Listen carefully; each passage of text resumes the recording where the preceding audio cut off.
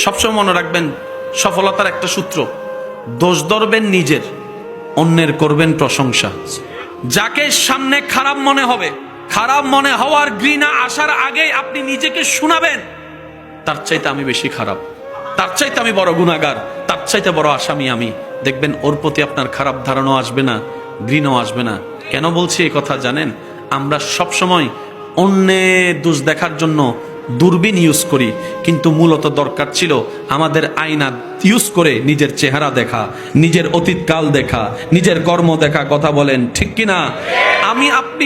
আমরা যাকে আজকে এক দুইটা কাজের কারণে অন্যকে খারাপ মনে করছি, হয়তো তার চাইতে বড় বড় গুনার কারণে রবের রহমতের দৃষ্টিতে আমি খারাপ হয়ে আছি, আপনি খারাপ হয়ে আছেন, আমরা খারাপ হয়ে আছি। সেজন্য জান্নাত আল্লাহর হুকুমের উপর নির্ভর। আল্লাহকে খুশি করতে পারলেই জান্নাত হয়ে যাবে। বলেন না সুবহান।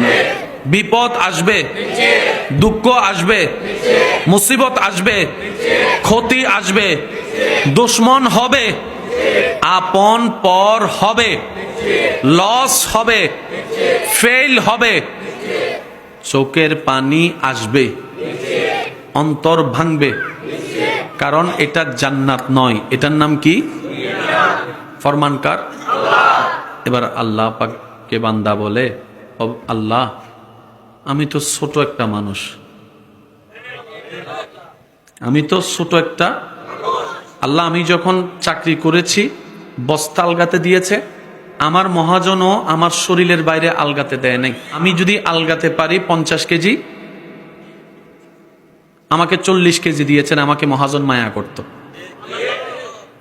আল্লাহ আমি মানুষটা ছোট, আমার এরিয়াটা ছোট, আমার শক্তি কমজোর। আল্লাহ এত লোডের বিপদ কষ্ট মুসিবত আমি কি আলগাতে পারবো? আমি কি আলগাতে পারবো? আমার তো মনে হয় না। এবার রব কোরআনে বলছেন, লা নুকাল্লিফুল্লাহু নাফসান ইল্লা উসআহা। বান্দারে মনে রাখিস, জেনে রাখিস, যে যতটুক আলগাতে পারে আমার বান্দাদের ভিতরে আমি আল্লাহ তাকে ততটুক দিই, এর এক চুলও বেশি দিই না। তার মানে আপনার জীবনে এখন যা কষ্ট যাচ্ছে, অতীতে যা গিয়েছে, ভবিষ্যতে যা আসবে, অতটুকুই আসবে যতটুকু আপনি মোকাবেলা করতে পারবেন, আলগাতে পারবেন। সেজন্য আপনার আমার জীবনে ইমাম হুসাইনের মতো কষ্ট বিপদ আসে নাই। কথা বলেন ঠিক কিনা? আপনার আমার জীবনে নবী ইউনুসের মতো পরীক্ষা আসে নাই। আপনার আমার জীবনে ইব্রাহিম নবীর মতো পরীক্ষা এখনো আসে নাই। আপনার আমার জীবনে আল্লাহ ওয়ালা, আল্লাহর প্রিয় বান্দাদের মতো পরীক্ষা আসে নাই। দেখবেন ভালো করে, যারা যত আল্লাহর প্রিয় হয়েছে দুনিয়াতে তাদের তত বেশি বিপদও হয়েছে। বলেন না সুবহান।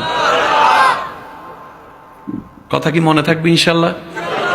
আজকে থেকে আর কোনো মন খারাপ বলি না ভাইয়া, আজকে থেকে আর কোনো মন খারাপ দুনিয়াতে যতক্ষণ থাকবো এগুলা থেকে পালাই যাওয়া সম্ভব। বাস এই কথা মাথায় মনে বসায় ফেলি। অর্থাৎ যত সামনে যাব আগুনের পরীক্ষা আসবে, কাটার পরীক্ষা আসবে, পা ভাঙ্গার পরীক্ষা আসবে, বিভিন্ন রকম কষ্ট আসবে। এক কথা শেষ। আমাদের কাজ হচ্ছে দুইটা জিনিস, সর্বোচ্চ ধৈর্য ধরে সর্বোচ্চ শুকরিয়া করা। আরেকটু জোরে বলি, যদি সফলতা হতে চাই হা হুতাশ করা যাবে? বলেন আফসোস করা যাবে? কারণ এগুলা করলে কি হবে, আপনি যত হা হুতাশ করেছেন এই জীবনে করবেন, তত আপনার হয়তো প্রেশার লো হবে, আর না হয় প্রেশার বাড়বে। আপনার রাতের ঘুমটা নষ্ট হবে, মেজাজ খিটমিটে থাকবে, ভালো সময়টাও নষ্ট হয়ে যাবে। লাভের লাভ কিচ্ছু হয় নাই, হবেও না। আর আপনি যদি ধৈর্য ধরে শুকরিয়া করতে পারেন, আপনার অন্ধকার সময়ও দেখবেন আপনি আল্লাহর রহমতে আলোর দেখা পেয়ে যাচ্ছেন। সুবহান আল্লাহ। আপনি শুকরিয়া করবেন হাজার কষ্টের ভিতরে, প্র্যাকটিস করে দেখবেন, কখনো আপনি পরীক্ষা করে দেখবেন, হাজার কষ্টের ভিতরে আপনি শুধু মন থেকে একবার আলহামদুলিল্লাহ বলার চেষ্টা করবেন, মুখের মধ্যে একটা মুস্কি হেসে দেখবেন সাথে সাথে আপনার ব্রেন এবং মন রিল্যাক্স হয়ে যাবে। হবে নাই বা কেন? আলা বিযিক্রিল্লাহি তাতমাইন্নুল কুলুব। রবের প্রশংসা জিকির যখনই করে বান্দা, অন্ধকার অশান্তি অন্তরে শান্তির দেখা মিলে যায়। অন্তর যখন সৃষ্টিকর্তার নাম শুনে, অশান্ত অন্তর শান্তি হয়ে যায়। সুবহানাল্লাহ।